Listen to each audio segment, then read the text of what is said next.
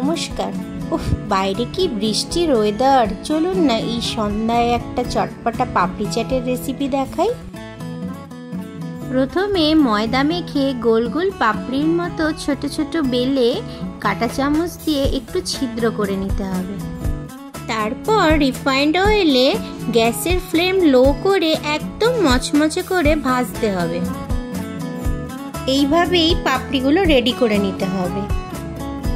পাপড়ি চাটের জন্য এই সমস্ত জিনিসই প্রয়োজন। এবার পাপড়ি চাট সাজিয়ে নিচ্ছি। প্রথমে একটি প্লেটে দিলাম সেই ভাজা পাপড়িগুলো।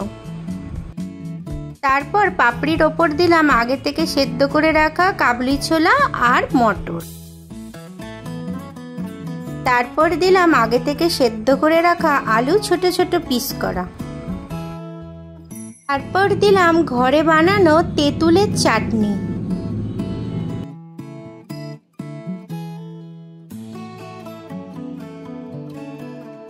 তারপর টমেটো কেচাপ।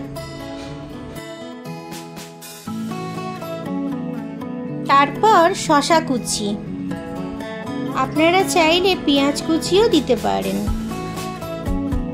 এবার ভালো করে ফেটিয়ে রাখা টক দই। তারপর ভাজা বাদাম।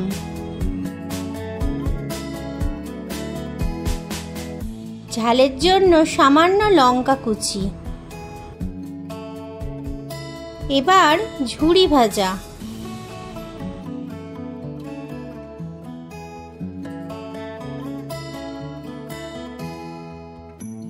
সবশেষে দিয়ে দিলাম চাট মশলা।